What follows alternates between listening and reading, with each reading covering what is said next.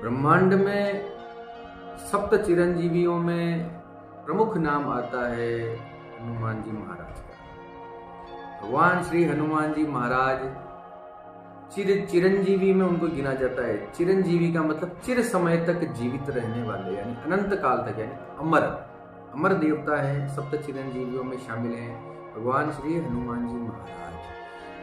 हनुमान जी की भक्ति करने वाले को मैंने अपने जीवन में मैंने ये महसूस किया है कि फौजदारी वाले मामले जितने होते हैं, हो सकता है धन का उनके लाइफ में कुछ उनके जीवन में धन की कमी हो सकती है, लेकिन युद्ध में, किसी विजय क्षेत्र में, राजकीय सेवा में इस प्रकार से, या किसी प्रकार का जो फौजदारी वाले मामले जो होते हैं, लड़ाई झगड़े, कोर्ट कचहरी, वाद विवाद, इस प्रकार के मामलों में हनुमान जी की भक्ति जिसने बचपन से की है या काफी समय तक जिसने हनुमान जी की भक्ति की है, उसको कोई हरा नहीं सकता। ऐसा मैंने महसूस किया है अपनी लाइफ में। उसका कोई कुछ नहीं बिगाड़ सकता। अगर उसकी भक्ति अचल है तो उसको फौजदारी मामले में बड़े से बड़ा उसका शत्रु भी होगा तो भी उसका कुछ बिगाड़ नहीं पाएगा। ऐसा मैंने अपने लाइफ में महसूस किया। तो चलिए फिलहाल आज के उपाय पर आ जाते हैं। हनुमान जी से ही जुड़ा हुआ है।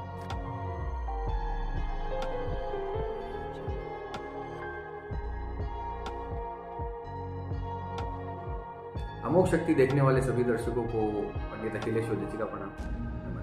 मित्रों, यदि आपके जीवन में कोई काम काफी समय से पेंडिंग है, काफी समय से रुका हुआ है, आपकी कोई इच्छा है काफी समय से उसको पूरे होने की आप प्रतीक्षा कर रहे हैं, पूरी नहीं हो रही है, तो ये उपाय करके देखिए। अगर आप श्री राम जी के या हनुमान जी के भक्त हैं तो अब तो आपको निश्चित रूप से इससे बहुत अद्भुत परिणाम मिलेंगे। नहीं भी हैं तब भी चिंता करने की आवश्यकता नहीं है। आपकी फ्रीक्वेंसी अगर इस उपाय से मैच हो जाती है तो काम हो जाएगा। ऐसा नहीं सोचने का है कि मैं तो शिव जी का भक्त हूँ या मैं तो देवी का भक्त हूँ तो ये उपाय करूँ कि ना करूँ। उपाय सबके लिए होते हैं, करने चाहिए। और मेरे उपाय में कोई साइड इफेक्ट नहीं होता है, कोई भी कर सकता है। उपाय शुरू करते हैं।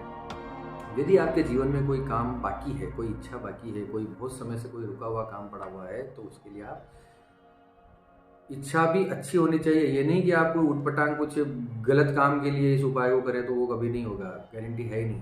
अभी भी आप इस बात को रोक दीजिएगा अपने मन में। सद इच्छा हो, कोई ऐसा काम हो जो आपके लिए शुभदायक हो, किसी और का बुरा ना हो उसमें।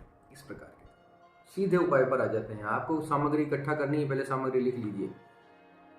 8 शनिवार तक लगातार करना है इस प्रयोग को। सामग्री है 5 बड़ के पत्ते हर शनिवार के लिए 5 बड़ के पत्ते, 5 उड़द की दाल के आटे के दीपक। उड़द का आटा जो होता है, उड़द के आटे के दीपक बनाने हैं आपको। चमेली का तेल, उसमें रुई की बत्ती। इस प्रकार से 5 दीपक तैयार करने हैं आपको। अब आपको क्या करना है, संध्या समय शनिवार के दिन भगवान श्री हनुमान जी के मंदिर में जाना है। वो 5 बड़ के पत्ते और सामग्री तैयार करके, दिए दीपक तैयार करके, उड़द की दाल के दीपक, उसमें चमेली का तेल और बत्ती, और हर दीपक एक बड़ के पत्ते के ऊपर, यानी बड़ के वट वृक्ष के पत्ते के ऊपर एक दीपक। इस प्रकार से 5 दीपक और 5 पत्ते। ये आपको सारा सामग्री लेके हनुमान जी के मंदिर में जाना है। वहाँ पर आपको जाकर बैठना है। पान लेके जाना है, एक मीठा पान का बीड़ा भी आपको लेके जाना है। तो ये पान का बीड़ा और ये 5 दीपक आपको लेके जाना है हनुमान जी के मंदिर में। अब एक बड़ के पत्ते पे एक दीपक आपको सामने रखना है, उसको दिया सलाई दिखानी, उस दीपक को जलाना है। पान का बीड़ा वहाँ पर एक अर्पित करना है। और आपको अब सुनिए जो सबसे महत्वपूर्ण पार्ट है। ये दीपक जलाया, पान का बीड़ा रखा, और अब आपको पाठ करना है। किसका? सुनिएगा ध्यान से। श्री रामचरितमानस तुलसीदास जी के द्वारा लिखी गई थी। तुलसीदास जी कृत श्री रामचरितमानस के अंत में शिव जी द्वारा भगवान श्री रामचंद्र जी के लिए एक स्तुति गाई गई थी। जय राम रमा रमनम समनम भवताप भयाकुल पाहि जनम अवधेश सुरेश रमेश विभो शरणागत मागत पाहि प्रभु। इस प्रकार से एक स्तुति है भगवान श्री रामचंद्र जी की उत्तरकांड के, श्री रामचरितमानस के उत्तरकांड के दोहा नंबर 13 ख। इसके बाद से ये स्तुति शुरू होती है। जय राम रमा रमनम समनम भवताप भयाकुल पाहि जनम। इस प्रकार से इस पंक्ति को भी अगर आप सर्च करेंगे इंटरनेट पर भी मिल जाएगी ये स्तुति पूरी। यूट्यूब पे भी मिल जाएगी, गाई हुई गई है।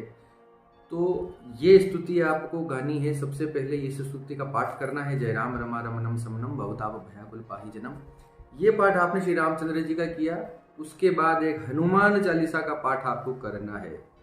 पूरा आपको समझ में आ गया। दीपक जलाना है, पान का बीड़ा लगाना है, राम जी की स्तुति वाला पाठ करना है, उसके बाद हनुमान चालीसा का पाठ करना है। एक दीपक पे इस प्रकार से एक एक पाठ, ठीक है। उसके बाद फिर वापस अगला दीपक जलाया, अगले दीपक पे अगला पान का बीड़ा चढ़ाया, फिर इसी प्रकार से अगली बार फिर वापस ऐसे ये राम जी की स्तुति और एक हनुमान चालीसा। तीसरे दिए के साथ फिर इसी प्रकार से पाठ, चौथे पे ये पाठ, पांचों पे इसी प्रकार से पाठ। 5 बड़ के पत्तों पर 5 दीपक जलाए जाएंगे। 5 बार ये पाठ क्रमशः आपके द्वारा किया जाएगा। ये पांचों कंप्लीट होने के बाद आंखें बंद करके बैठिए 5 मिनट हनुमान जी के सामने।